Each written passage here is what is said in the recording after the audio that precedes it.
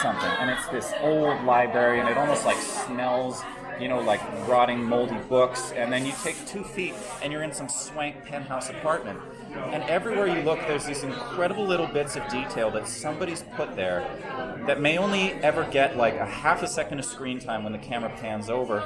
But for you, or for myself, in this world, it made it so easy to just it was like putting on a pair of shoes. Like we spent, most of my time is spent in the werewolf mansion. And I remember one afternoon I was Skyping with my coach, and she goes, well, have you found Hamish's favorite book yet? And I go, oh my God, that is so incredibly cool. I haven't. And what an interesting, like you're always looking, or I'm always looking for these little, it's like a little keyhole or something that lets you kind of peer into this. It's like you're looking for a way into this world, or something to latch onto that's real and tangible.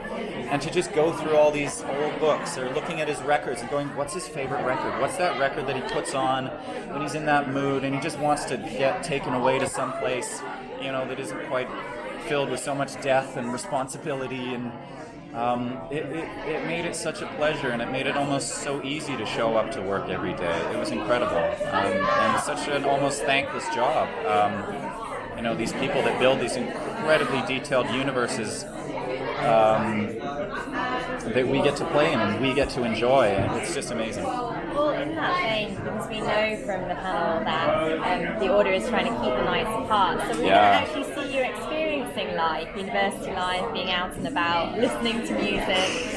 I hope so. I know in, I think they're episode 6 or whatever, Hamish is seen teaching class. I think he's filling in for the dead ethics professor.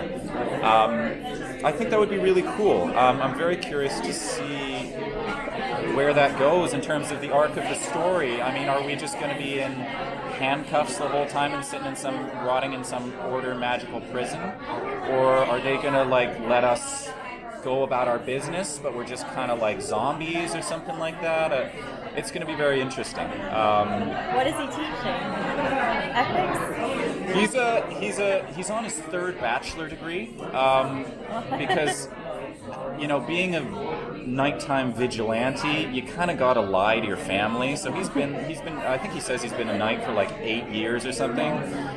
So if you're a guy and you've got some entrepreneurial father, bigwig kind of guy, and you're stuck on your bachelor degree for the 3rd time, and you're taking philosophy, I can imagine things are maybe a little tense back at the homestead.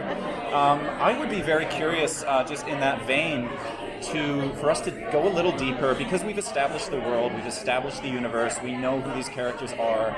The Order and the werewolves now seem a little bit more intertwined than at the beginning. Not sure if we're aware of each other per se, but I think the potential I'm curious about what's his father like? What's the relationship like with his family?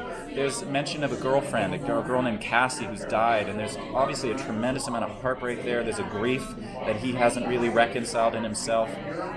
And if there was any kind of chance at a reconciliation or some kind of reunion between those two lovers, even if it's just her going, listen, buddy, you gotta let it go, okay? It's been a while here. You gotta maybe stop drinking so much, I'm really excited for it.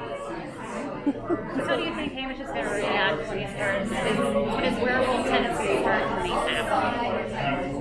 Probably what you would imagine when it comes to an 8-foot-tall monster. You were on the panel. You were on the panel? Yeah, so you did. We saw that.